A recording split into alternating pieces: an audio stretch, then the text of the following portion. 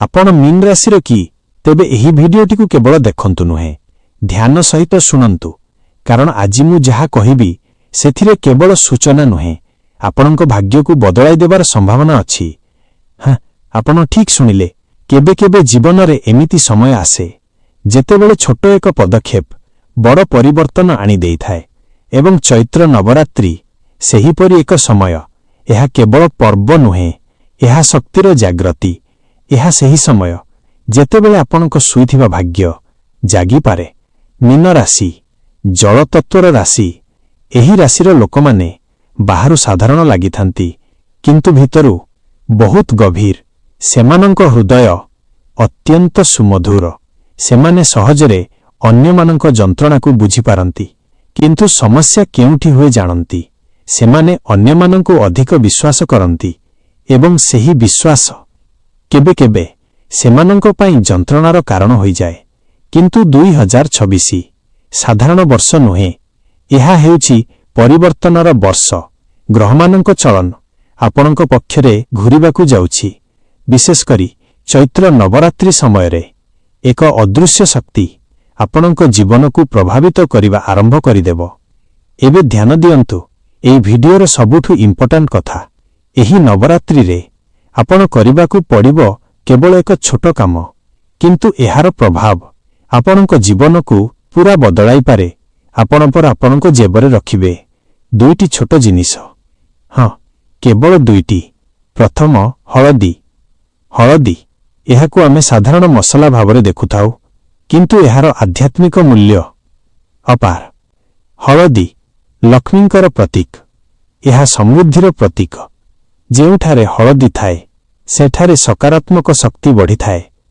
द्वितीय चांदीर सिक्का चांदी चंद्रर प्रतीक चंद्र मन को नियंत्रण करे जेतेबेले मन शांत हुए तेबे निष्पत्ति सठिक हुए एवं जेतेबेले निष्पत्ति सठिक तेबे भाग्य स्वतः सक्रिय होई जाए। किंतु एठी गोटे गुप्त कथा अछि एही दुईटी जिनिस को केवल रखिदेले हेबो नाही एहाकू सठिक प्रक्रिया रे करिबाकू पड़िबो। नवरात्रिर प्रथम दिन सकाळे शीघ्र उठंतु स्नान करंतु एवं एक शांत स्थान रे बसंतु मां दुर्गा को मूर्ति किंबा फोटो आगरे रखंतु हळदी एवं चांदी को आपणको आगरे रखंतु एवं धीरे धीरे 11 थर एही मंत्र उच्चारण करंतु ओ श्री महालक्ष्मी नमः। प्रत्येक मंत्र सहित आपणक मन को शांत करंतु एवं आपणक इच्छा को मनरे रखंतु। तापरे एही दुईटी जिनिस को आपणक जेब किंबा पर्स रे रखंतु एवं एहाकू काहाकू देखांतु नाही। एहा आपणक व्यक्तिगत शक्ति एहा केवल उपाय नुहे एहा आपणक विश्वासर परीक्षा। एबे आपण एक कथा भल भावे बुझंतु जीवन रे दुई प्रकारर लोक थांती एक सेमाने जेउ माने सुजोग को चिन्हट करंती एवं अन्य सेमाने जेउ माने सुजोग को हराई दियंती। मीन राशिर लोक माने अधिकांश समय रे द्वितीय श्रेणी रे पड़ी जांती काहेकि कारण सेमाने बहुत भावना प्रवण सेमाने हृदयरु भावंती मनरु नुहे एवं एही अभ्यास केबे केबे सेमानंकु पछकु टाणी नेउथाए। किंतु एबे समय बदलुछि 2026 आपनंकु एक नुआ शिक्षा देबो किपरि भावना और बुद्धि को बैलेंस करिबाकू। आपण ध्यान देखिथिबे बहुत समय आपण खूब मेहनत करंती सबुठी भल करंती तथापि फल मिलु नाही। आपण भाबंती मु एते करूछि तथापि मो पाखरे काहेकि नाही। एहार कारण कोन जानंती? एहार कारण हेउछि आपणक भाग्य सेतेबेले सक्रिय नथाए।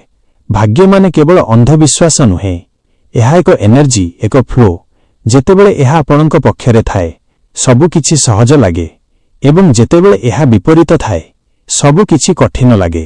चैत्र नवरात्रि एहा सही समय जेतेबेले एही एनर्जी चेंज हुए एवं मीन राशि पाई एहा खूब पावरफुल समय। एबे आपण आउ गोटे कथा ध्यान दियंतु एही नवरात्रि रे केवल हळदी एवं चांदी रखिले हेबो नाही आपणक भितरर एनर्जी को मध्य चेंज करिबाकू पड़िबो।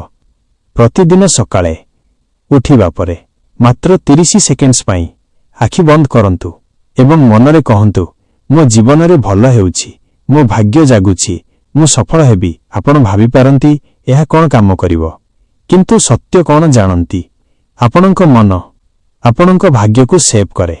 जदि आपण नेगेटिव भावंती तेबे नेगेटिव घटना आकर्षित हुए, जदि आपण पॉजिटिव भावंती तेबे पॉजिटिव फल आसीथाए। एबे धीरे धीरे आपणको जीवन रे परिवर्तन आसीबा आरंभ हेबो। प्रथमे छोट छोट परिवर्तन, तापरे बड़ बड़ सुजोग। 2026 रे आपणको पई धनजोग तयारी हेउची, किंतु एठी एक कंडीशन अछि। आपण सुजोग को चिन्हट करि परिबाकू पड़िबो। केबे केबे सुजोग समस्या भाबरे आसे, जेपरि कि नुआ जॉब रे चैलेंज, नुआ बिजनेस रे रिस्क, किंतु एही ग्रोथ रो आरंभ। जुलाई परे आपणको जीवन रे एक टर्निंग पॉइंट आसी पारे। यह केवल एक घटना नुहे, यह एक दिग बदल। किछि लोक नुआ इनकम सोर्स आरंभ करिवे, किछि लोक नुआ घर किनिवे, किछि लोक पुराना समस्यारु मुक्ति पाइबे।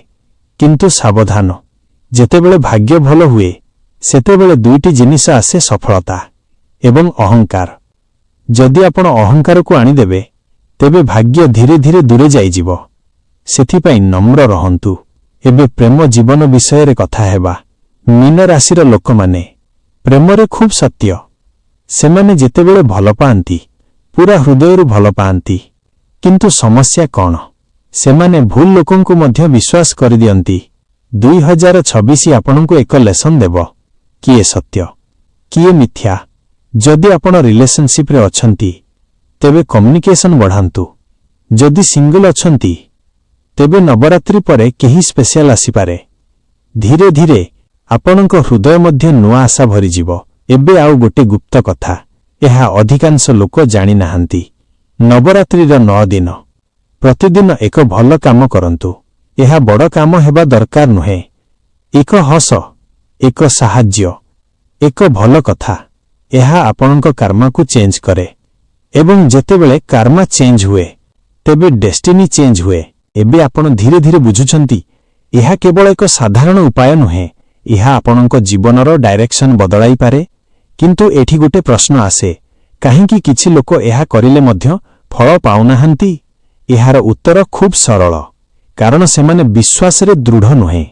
आपण जदि यहाकू केवल एक एक्सपेरिमेंट भावरे करिवे तेबे फल मिलिबो नाही, किंतु जदि आपण यहाकू आपणको भक्ति भावरे करिवे तेबे यह शक्ति रे परिणति हेबो। मीन राशिर लोक माने आपणको पाखरे एक विशेष शक्ति अछि, सेहा हेउछि अनुभव करिवार शक्ति। आपण अन्यमानंको भावना को सहजरे बुझी पारंती। आपण अनुभव करंती किए सत्य किए मिथ्या, किंतु समस्या हेउछि आपण एही शक्ति को इग्नोर करंती। 2026 रे आपणको आपणको अंतर्निहित स्वर को सुनिबा को पड़िबो। जेतेबेले मन कहिबो यह ठीक नुहे सेतेबेले थंकी जांतु। जेतेबेले मन कहिबो यह सठिक सुजोग सेतेबेले आगो बढ़ंतु। एही छोट छोट निष्पत्ति आपणको भविष्य तयारी करे। एबे आपणको जीवनर एक गुप्त सत्य जानंतु। आपणको जीवन रे जेतेबेले अधिक समस्या आसीथिला सेही समय रे आपण सबुठु अधिक स्ट्रांग होइथिले। सेही दिन गुडिक आपणको भांगी नथिला, सेमाने आपणको शक्तिशाली करिथिले। एवं एबे 2026 हेउची सेही वर्ष जेउठी आपणको समस्त परिश्रमर फल आसीबा आरंभ हेबो। किंतु एठी एक शर्त अछि, आपण मझिरे छाडी देबे नाही। अनेक लोक सफलता पूर्वरु हार मानि दियंती। सेमाने भाबंती एहा मो पाई नुहे, किंतु सत्य कोन जानंती सेमाने सफलतार खूब निकटरे थांती। आपण सेमानंक मध्यरे नुहे, आपण अलगा। आपण जदि एठाकू एही भिडियो रे पहुंची छंती तेबे एहा केवल संजोग नुहे, एहा एक संकेत जे आपण प्रस्तुत। एबे ध्यान दियंतु, नवरात्रि रे आउ गोटे पावरफुल उपाय, प्रतिदिन संध्यारे एक दीप जलांतु। मां दुर्गा को लाल फूल अर्पण करंतु। एहा आपणको आध्यात्मिक एनर्जी को बढ़ाई देबो। धीरे धीरे आपण अनुभव करिवे मन शांत हेउछि, भय कमी जाउछि एवं एही शांति आपणको सफलतार आरंभ। एबे आसंतु स्वास्थ्य विषय रे कथा हेबा। 2026 रे आपणको सबुठु बड़ चैलेंज स्ट्रेस। आपण बहुत भाबंती, अधिक ओभर थिंकिंग, एहा आपणको एनर्जी को कमाई दउछि। सेथिपाई प्रतिदिन 5 मिनिट मेडिटेशन करंतु। एहा आपणको मन को रिसेट करिदेबो। एबे आउ गोटे सत्य, एहा खूब इंपोर्टेंट। 2026 रे केही लोक आपणको सफलता को देखि ईर्ष्या करि पारंती। सेमाने आपणको रोकिबा को चेष्टा करि पारंती। सेथिपाई आपणको प्लान सबुको कहिबे नाही, चुपचाप काम करंतु। ଏବଂ ରିଜଲ୍ଟ ଦେଖନ୍ତୁ। ଏହା ହିଁ ସଫଳତାର ସବୁଠୁ ବଡ଼ ମନ୍ତ୍ର। ଏବେ ଆପଣ ଧୀରେ ଧୀରେ ଏକ ନୂଆ ଭର୍ସନ ହେଉଛନ୍ତି। ପୁରୁଣା ଆପଣ ଯିଏ ଡରୁଥିଲେ ଏବେ ସେ ନାହିଁ। ନୂଆ ଆପଣ ଇଏ କନଫିଡେଣ୍ଟ, ଇଏ ଫୋକସ୍ଡ। ଏବେ ଆପଣ ଏଠାକୁ ପହଞ୍ଚିଗଲେ। ଏହାର ଅର୍ଥ କ'ଣ ଜାଣନ୍ତି? ଆପଣ କେବଳ ଶୁଣୁନାହାନ୍ତି, ଆପଣ ଗ୍ରହଣ କରୁଛନ୍ତି। ଏହି ସମସ୍ତ କଥା କେବଳ ଏକ ଭିଡିଓ ନୁହେଁ, ଏହା ଏକ ସନ୍ଦେଶ ଆପଣଙ୍କ ପାଇଁ। ମୀନ ରାଶି, ଆପଣ ସାଧାରଣ ନୁହେଁ। ଆପଣଙ୍କ ଭିତରେ ଏକ ଶକ୍ତି ଅଛି, ଏକ ଆଧ୍ୟାତ୍ମିକ ଗଭୀରତା ଯାହାକୁ ଅଧିକାଂଶ ଲୋକ କେବେ ବୁଝିପାରନ୍ତି ନାହିଁ। କିନ୍ତୁ ଏବେ ସମୟ ଆସିଗଲା ସେହି ଶକ୍ତିକୁ ଜାଗ୍ରତ କରିବାର। ଆପଣ ଯେତେବେଳେ ହଳଦୀ ଏବଂ ଚାନ୍ଦିକୁ ଆପଣଙ୍କ ଜେବରେ ରଖିବେ, ସେତେବେଳେ ଏକ କଥା ମନେ ରଖନ୍ତୁ, ଏହା କେବଳ ଲକି ଚାର୍ମ ନୁହେଁ, ଏହା ଆପଣଙ୍କ ବିଶ୍ୱାସ, ଆପଣଙ୍କ ଭକ୍ତି। ଯେତେବେଳେ ଆପଣ ବିଶ୍ୱାସ କରନ୍ତି, ସେତେବେଳେ ବ୍ରହ୍ମାଣ୍ଡ ମଧ୍ୟ ଆପଣଙ୍କ ପକ୍ଷରେ କାମ କରିବା ଆରମ୍ଭ କରେ। ଏବେ ଆପଣଙ୍କ ଜୀବନରେ ନୂଆ ଅଧ୍ୟାୟ ଆରମ୍ଭ ହେବ। ନବରାତ୍ରି ପରେ ଆପଣ ଦେଖିବେ ଛୋଟ ଛୋଟ ପରିବର୍ତ୍ତନ।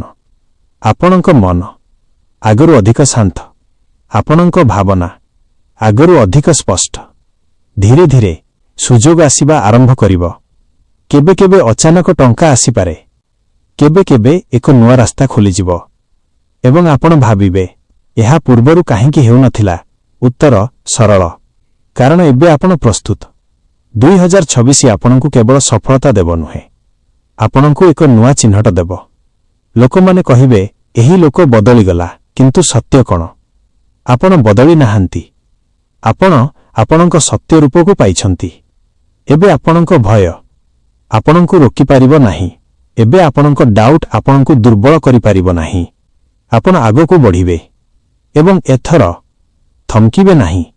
କିନ୍ତୁ ଏକ କଥା ମନେ ରଖନ୍ତୁ, ସଫଳତା ଆସିଲେ ନମ୍ର ରହନ୍ତୁ। ଟଙ୍କା ଆସିଲେ ବୁଦ୍ଧିମତାର ସହିତ ବ୍ୟବହାର କରନ୍ତୁ।